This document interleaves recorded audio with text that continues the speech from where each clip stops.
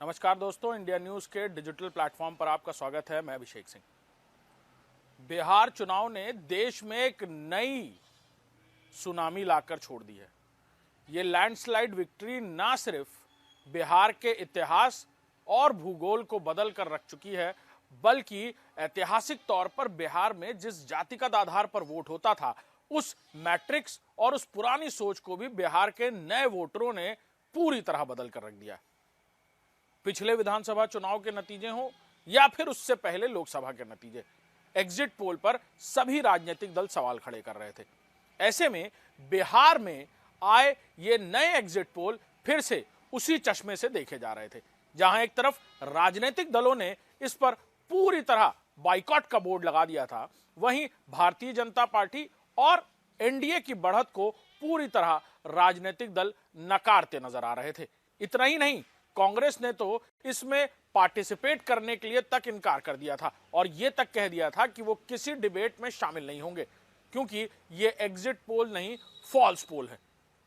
लेकिन बिहार चुनाव के ये नतीजे ना सिर्फ सबको चौंकाने वाले थे, बल्कि ये भी बताने वाले थे कि वो बिहार की जनता जिसके लिए आरजेडी और महागठबंधन माइग्रेशन पॉलिटिक्स का एक नया कार्ड लेकर आए थे, उसे भी छठ पूजा में आए उन बिहार के नौजवानों ने, कामगारों ने पूरी तरह पलट कर रख दिया। इतना ही नहीं, बिहार में कई नए मुद्दे भी शामिल थे, जिसमें सरकारी नौकरी यानी 1 करोड़ सरकारी नौकरी, 30,000 रुपए महीने जैसे भी वादे थे। ये वो लुभावने वादे थे जिनको जनता ने पूरी तरह नकार दिया। वहीं विपक्ष की तरफ से यानी खासतौर पर महागठबंधन की तरफ से जिस तरह का चुनावी समर तैयार किया गया, उसे देखकर तो यह लग रहा था कि महागठबंधन के कई दल यहां पर बिहार में कुछ नया कर गुजरेंगे।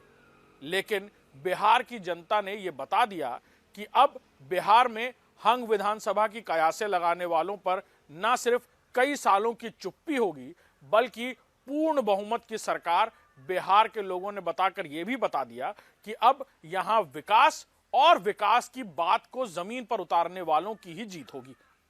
बिहार में अब इस प्रचंड जीत के बाद देश में अलग अलग तरीके की बातें हो रही हैं, जहां एक तरफ विपक्ष यानी महागठबंधन की तरफ से इसे एसआईआर इफेक्ट कहा जा रहा है, वहीं यह भी कहा जा रहा है कि नीतीश कुमार के महिलाओं को 10,000 रुपए खाते में भेजने का यह रिवर्सल इफेक्ट है।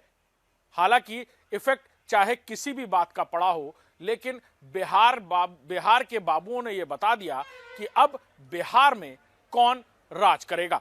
हालांकि नीतीश कुमार और गठबंधन के कई नेताओं की लगातार बैठकें होती हुई नजर आएंगी।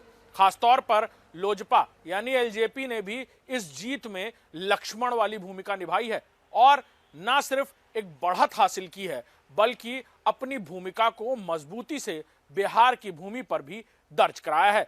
आने वाले दिनों में मुख्यमंत्री के साथ साथ कैबिनेट मंत्री कौन बनेगा, किसका पोर्टफोलियो बदलेगा, ये नई चर्चा के विषय रहेंगे। नमस्कार।